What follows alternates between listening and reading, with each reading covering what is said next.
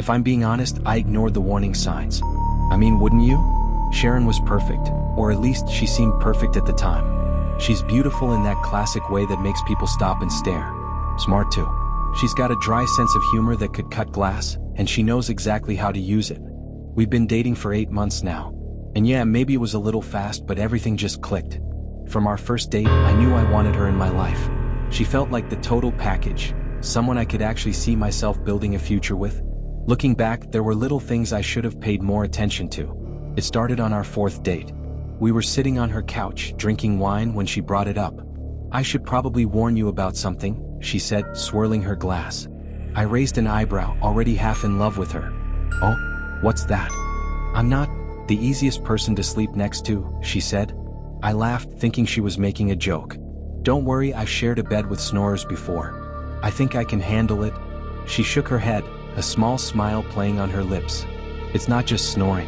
I talk in my sleep. Sometimes I move around or, well, I've even been known to slap people by accident." "Slap people, huh? Sounds like an occupational hazard," I teased. She gave me this look, half serious, half amused. "I'm just saying it's happened before. If you decide to stick around, you've been warned." At the time, I didn't think much of it. It sounded harmless, even kind of cute. But looking back, yeah, I should have taken her more seriously. The first time I stayed over at her place, I was anticipating a slap in my sleep just so I could poke fun at her about it the next morning. But for the most part, that first night was uneventful. She tossed and turned a little, muttering what sounded like random gibberish, "Not the red one and don't let it fall." I barely noticed. Over the next few weeks, her quirks started to come out more. One night, I woke up to her hand smacking me squarely in the chest. "What the hell?" I mumbled, groggy and confused. Sharon was still asleep, her arm falling limp against the bed. The next morning, I brought it up over breakfast. "So, you hit me last night?" She almost choked on her coffee, her eyes wide with mock horror. "I did?" "Yeah. Full-on smack. Guess you were dreaming about fighting someone?" She grinned, shaking her head. "Maybe I was dreaming about Aaron." Aaron was her ex-husband. She didn't talk about him much, but from what I gathered, their divorce had been messy. The way she said his name, half joking, half bitter, made me wonder if there was more to the story. So I laughed it off. At the time, it didn't seem like a big deal. The warnings kept coming, however, in subtle ways I didn't recognize for what they were. A few weeks into staying over, Sharon brought it up again one night as we got into bed. "I wasn't kidding about the sleep stuff, you know," she said. "I know," I replied, pulling the covers over us. "Honestly, it's not that bad. It's sort of adorable." Her smile faltered for just a second. "Just don't freak out if I say something weird, okay?" I gave her hand a reassuring squeeze. "Sharon, it's no trouble really. I think you're perfect and nothing you say in your sleep is going to change that." She smiled again, but this time it didn't quite reach her eyes. At the time, I thought it was nothing. Now I wish I'd taken that moment more seriously. The first few weeks of staying at Sharon's place were normal enough. Sure, she moved a lot in her sleep, tossing, turning, even mumbling, but I figured it was just part of her quirky charm. But then her topics of conversation changed dramatically. At first, she'd say things like, "Put that down" or "Get the cat." Harmless nonsense, and I'd laugh about it the next morning. But one night, about a month in, I woke up to something different. "It's under the oak tree," Sharon murmured, her voice low and steady. I blinked, groggy and confused. "Sharon?" She didn't respond. Her body was still, her breathing slow and even. I sat up and leaned closer. "What's under the oak tree?" "Nothing." She didn't say anything else, just rolled over and pulled the blanket tighter around herself. The next morning, over breakfast, I brought it up. "You said something weird in your sleep last night," I told her. Sharon raised an eyebrow, sipping her coffee. "Oh yeah. What did I say?" "It was strange. You said, 'It's under the oak tree.'" She tilted her head like she was trying to figure out if I was joking. "Huh, that's weird. Maybe it was about a treehouse or something. Do you remember what you were dreaming about?" She shook her head. "No. My dreams are unbelievably random. You know how it is." I nodded, but her answer didn't sit right with me. There was something about the way she brushed it off, too casually, like she was trying to steer the conversation in another direction. Asterisk, asterisk, asterisk, asterisk, asterisk, asterisk. A week later, I woke up to her pacing, circling the bed as if she was measuring the room. "Sharon?" I whispered, rubbing my eyes. She didn't answer. I reached for the bedside lamp, but as soon as I touched the switch, she stopped dead in her tracks. "Don't," she said sharply. My hand froze. Don't what? She didn't respond.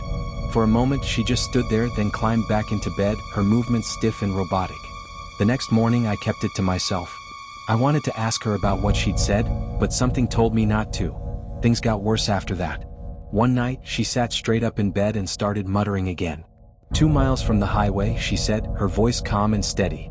It works better when the ground is wet. I didn't even try to wake her this time. I just lay there, staring at the ceiling, feeling the hairs on the back of my neck stand up. When she finally rolled over and went quiet, I got up and went to the kitchen. My hands shook as I poured myself a glass of water. What the hell was going on? The breaking point came a few nights later. I woke up to Sharon sitting at the edge of the bed, her back to me. I told you it wouldn't work, she whispered. I sat up slowly. Sharon? She didn't turn around. Her head tilted slightly, like she was listening to someone I couldn't see. He said he'd take care of it, but he didn't. Now it's my problem. Sharon, who are you talking to? I asked. She didn't answer. Instead, she stood up and walked out of the bedroom. I didn't follow her. I just sat there, frozen, listening to her footsteps fade down the hall. When I woke up the next morning, she was already in the kitchen, humming to herself as she flipped pancakes. She looked up and smiled when she saw me. Good morning, she said cheerfully. I forced a smile, but my stomach churned. I couldn't stop thinking about the things she'd said in her sleep. The night I realized something was really wrong started like any other. Sharon fell asleep quickly, curled up on her side while I stayed awake scrolling on my phone. Everything seemed normal until I heard her voice. At first, I thought she was speaking to me. I held his nose shut, she said. I froze. Her voice was low, cold, almost monotone. It didn't take long. He kicked for a while, but then he stopped. I turned to her. Sharon was still lying on her side, breathing slowly. Sharon? I whispered. She didn't respond. Her voice dropped to a whisper. Dragged him down the embankment. The soil was soft, perfect for digging. What the hell? I muttered under my breath. I didn't sleep for the rest of the night. Asterisk, asterisk, asterisk, asterisk, asterisk, asterisk. The next morning, I confronted her. You were talking in your sleep again last night? Sharon glanced up from her coffee, looking amused. Oh no, really? What did I say this time? I hope it wasn't anything embarrassing. I hesitated.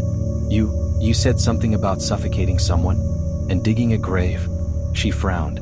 That's weird. Maybe a nightmare about one of those crime shows I watch. You know how much Netflix I binge.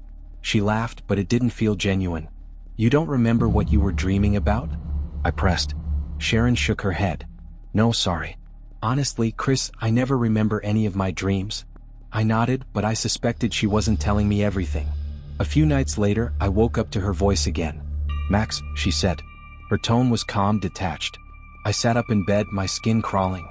He's behind the old barn, she continued. The one with the blue door. The name was familiar. A young man named Max had gone missing years ago while on a camping trip. His case was still unsolved. The next morning, I didn't bring it up. I didn't know how to, but I couldn't get the name, or her words, out of my head. I googled Max's name on my phone. His disappearance had happened in the next county over. There was no mention in the reports of a barn or a blue door, but the other details Sharon had mentioned matched the description of the area where he'd last been seen. A few days later, I worked up the courage to suggest something to Sharon. She was grinning when I first approached. Have you ever thought about doing a sleep study? I asked carefully. Her smile faded. Why would I do that, Chris? I don't know. Just, you've been saying some really strange things in your sleep. Maybe it's stress or something. I'm fine, she said, shaking her head. You're overthinking it. What about recording it? I said, just so you can hear it for yourself. Her expression darkened instantly. No, absolutely not. That's a huge invasion of privacy. I wasn't trying to. If you ever record me without my permission, Chris, we're done. I mean it. Our eyes met, I nodded, and we went on with our day. Inside, however, my world was unraveling. That night, after she fell asleep, I couldn't help myself. I propped my phone under a pillow on her side of the bed and hit record. The next morning, while Sharon was in the shower, I played back the audio file. At first, it was just static. Then, around 2 a.m., her voice came through clear as day. Nina screamed too much, Sharon murmured. Fast, had to move fast. No mistakes. I froze. Nina. I knew her too. A teenager by that name had disappeared 5 years ago, and her case was still open. No, it couldn't be, I thought. This isn't impossible. I couldn't ignore it anymore. I had to know if what she was saying was true. That afternoon, I drove to one of the locations Sharon had described, a barn with a blue door. It wasn't far, about 20 minutes outside of town. I found it easily enough. The building was old and weathered, its door faded to a dull gray. Behind the barn was a small grove of trees. The soil beneath them looked disturbed, like someone had dug there recently. I told myself to leave, but I couldn't. I grabbed a nearby stick and started scraping at the dirt. I didn't have to dig for long. The smell, pungent and unmistakable, hit me first. Then I saw it, a torn, dirt-streaked patch of fabric, clinging to what I could only describe as remains. I stumbled back. My head swam as I struggled to process what I was looking at. Sharon hadn't been dreaming. I couldn't stop myself. Every night after Sharon fell asleep, I set up my phone to record. And every morning while she showered or made coffee, I reviewed what she'd said. It was always the same. She kept crying, so I had to do it fast. It wasn't clean, she'd said. She's in the quarry now. The water keeps her hidden. The names changed, but the pattern didn't. Every night, Sharon whispered something chilling, something specific. Beneath the roots, that's the trick, she'd won one night. No one ever checks beneath the roots. Every morning, I woke up more terrified than the last. The audio files piled up, each one a piece of a horrifying puzzle. I couldn't deny it anymore. These weren't dreams. They were confessions. Sharon started to notice something was off. "You've been quiet lately," she said one morning, sliding a plate of scrambled eggs across the table. "Just tired," I muttered, avoiding her eyes. "You're always tired these days," she said, tilting her head. "Is something bothering you?" "No," I lied. "Nothing." She studied me for a moment, her gaze sharp and unblinking, and then smiled. "Okay." After that, I felt she watched me more closely, just waiting for me to slip up. Asterisk, asterisk, asterisk, asterisk, asterisk, asterisk. One night she caught me. I thought she was asleep.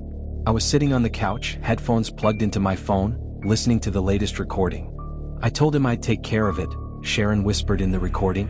But he didn't listen. I had to clean up his mess. The sound of her voice made my skin crawl. "What are you doing, Chris?" I jumped, yanking the headphones out of my ears.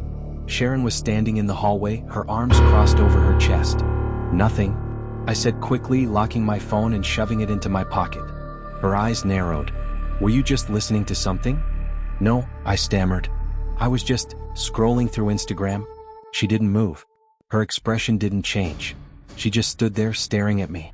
"Let me see your phone," she said finally. "What?" I said, laughing nervously. I said, "Give me your phone, Chris." "Why?" "Because I think you're lying to me." I stood up, trying to keep my voice calm. "Sharon, you're being ridiculous." "Am I?" she said, taking a step closer. "You've been acting weird for weeks. Avoiding me. Locking your phone. What are you hiding?" "Nothing," I said. "Why would you think I—" "Then let me see it," she said, cutting me off. "No." The word came out sharper than I'd intended. Sharon's voice was cold and flat. "You recorded me, didn't you?" A wave of dread washed over me. "I don't know what you're talking about." She took another step forward. "While I was sleeping, you recorded me. Admit it." "Sharon, Give me the phone, Chris." "No."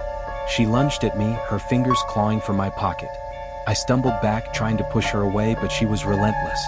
"Give it to me," she screamed, her voice echoing through the apartment. I twisted out of her grip and ran for the door. I didn't stop running until I reached my car. My hands shook so badly that it took me 3 tries to get the key into the ignition. As I pulled out of the parking lot, I glanced back at the building. Sharon was standing at the window watching me. I didn't go back for my things, not even my phone. The next day, I logged into my cloud account from a public library computer. The recordings were gone. Sharon must have found a way to delete them. I sat there, staring at the empty folder. All the evidence, every scrap of proof, was gone. Asterisk, asterisk, asterisk, asterisk, asterisk, asterisk. I didn't go to the police. I couldn't. What was I supposed to say? That my girlfriend confessed to a dozen murders in her sleep? That I found a body exactly where she said it would be? They'd laugh me out of the station, or worse, they'd think I was involved. And without the recordings, I had nothing but my word. Instead, I did the only thing I could think of. I ran. I drove straight to the next town over, checked into a cheap motel, and spent the rest of the night staring at the cracked ceiling, trying to figure out what the hell I was going to do. The next morning, I bought a new phone with cash. It was nothing fancy, just a basic model that could make calls and access my cloud account. Not that it mattered. The recordings had vanished. Every file I'd backed up had been erased. She'd found a way to delete them. For weeks, I stayed in the motel, keeping my head down and jumping at every sound outside my door. I just knew Sharon was out there, watching, waiting for the right moment to strike. I avoided social media, too afraid she would use it to track me down. The only thing I kept up with was the news. Every morning, I scrolled through local crime reports, praying I wouldn't see her name, or worse, hear that another body had been discovered. At first, there was nothing. No missing persons or disappearances, no murders. For a moment, I let myself believe that maybe I'd scared her enough to stop. Then the killing started again. It was small things at first. A man found strangled in his home, a woman's body pulled from a lake. Both in neighboring counties, the circumstances eerily similar to the stories Sharon had whispered in her sleep. I told myself it was just a coincidence. It had to be. But then it got closer. A teenage girl went missing from my hometown, her bike found abandoned on the side of the road just a mile from where I grew up. A week later, her body was discovered in a shallow grave beneath a grove of trees. I couldn't breathe when I saw the report. The site matched Sharon's description exactly. Beneath the roots, that's the trick. No one ever checks beneath the roots. It was her. It had to be. Asterisk, asterisk, asterisk, asterisk, asterisk, asterisk. The breaking point came when the news reported another victim, my cousin, Riley. Riley and I weren't close, not anymore, but we'd grown up together. She was the kind of person who lit up every room she walked into, always smiling and laughing. When I saw her name on the news feed, I felt like the floor had been ripped out from under me. The reporter said she'd been found near the same grove where the teenager's body had been discovered. They didn't give any details, but I already knew what they weren't saying. I knew it was Sharon. For days I couldn't eat or sleep. All I could think about was Riley, how I could have stopped this if I'd done something sooner. If I'd gone to the police or told anyone about what Sharon had said. But I hadn't. I'd run away like a coward, and now Riley was dead. The guilt was suffocating. I've made a lot of mistakes in my life, but running away from Sharon has to be the worst. I thought leaving would save me. I thought it would keep her from finding out how much I knew. But the truth is, it didn't save Riley. It didn't save anyone. Asterisk, asterisk, asterisk, asterisk, asterisk, asterisk. I can't keep this to myself anymore. I don't care if no one believes me or if people think I'm crazy. Even if it put a target on my back, I have to tell someone, have to do something. For days I've sat here trying to find the right words. Words that might make someone believe me. Words that might stop her. But the truth is, I don't think it matters anymore. Riley is dead and it's my fault. I can't stop seeing her face on the news. I can't stop hearing my mom's voice on the phone, shaking as she told me what happened. I could have done something. I could have stopped Sharon. But I didn't. I ran. My hands are shaking, my head is pounding, and my chest feels tight, but I have to get it out. I just need someone to know. Her name is Sharon. She's smart, beautiful, perfect on the outside. And she's a murderer. She's confessed to everything. Max, Nina, all of them. She described how she did it, where she buried them. I thought it was just dreams at first. God, I wanted to believe it was just dreams. But I found one of them. I dug where she said to dig, and there he was. I tried running. I thought if I stayed quiet, she'd let me go. But the killings never stopped. I suppose I want someone to know the truth before she finds me. Because she will. It's just a matter of time. Asterisk, asterisk, asterisk, asterisk, asterisk, asterisk. There's a noise. I freeze, my fingers hovering over the keyboard. I hear the sound of glass breaking. Of footsteps, slow and steady, coming from the kitchen. A wave of nausea overwhelms me. I grab the gun from my nightstand, my hands trembling so badly I nearly drop it. Oh God, she's here. I don't know if I'll make it out of this. If I disappear, you'll know why. If anyone finds this, please, don't let her get away with it.